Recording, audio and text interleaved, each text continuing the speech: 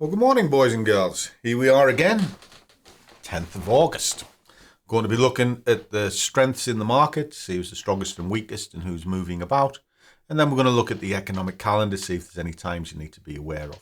Now, I do this every single morning for the squad. So whatever level you're at, you get to see this straight away. It's currently 20 past 7 in the morning because on a Monday we have a bit of a lie-in because don't really want to take the open on. So let's jump ourselves straight into this and we'll have it up in a couple of minutes. So when we look at the last day at the sample, the biggest mover and shaker is the New Zealand dollar has moved up by 3 points and the euro, which surprisingly has dropped 2. Now that's put the euro in middle ground, so it can go either way, so it's not dead in the water, but it's not the best in the world either. But as to the majors that move, regardless, there's only really the Australian dollar. So it's the Aussie US. It's ticking along quite well, which ties in with the fact that the dollar, or the Australian dollar rather, is at the top of the tree. Now it hasn't moved position. So the one thing that I wouldn't be paying very close attention to is whether or not it's gaining ground or losing ground over the course of the last few days. Well, it's still gaining ground. Because what you got to remember is when something's at the top of the tree, it only really has one way to go, which is down. So what we're waiting for is what's called the flush out trade. And that's where you'll see an overextended candle at the end of a move. So the Aussie is something to keep an eye on. Now, if I go through the top 3 section, which is this bit here. So these are the top 3. The only one of the currencies that I trade is the pound. So I'm a pound and euro trader. That's what I look at all the time. So I'm looking to pitch that against something that I think is a reasonable adversary.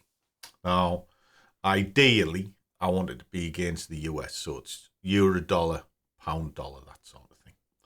Now, as we're coming down the list, if I'm looking for the pound, there it is there.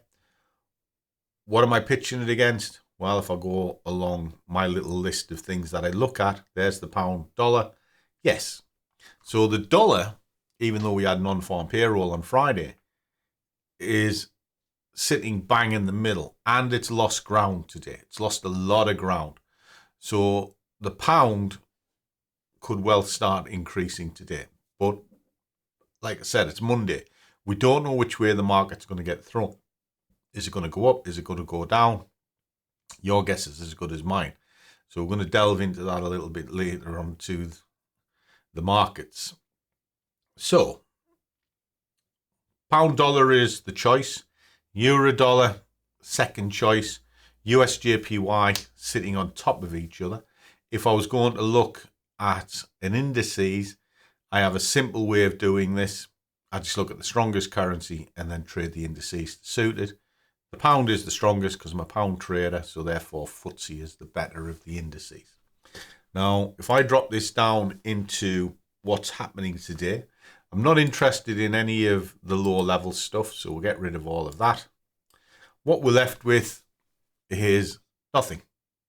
So today is a completely technical day and you trade it technically. There's going to be no new spikes today. It'll just rattle along as normal.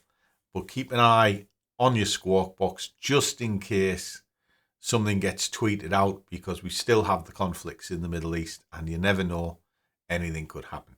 So for me, guys, it's going to be the FTSE, what I'm looking at, and also pound USD. Okay, guys, catch you soon.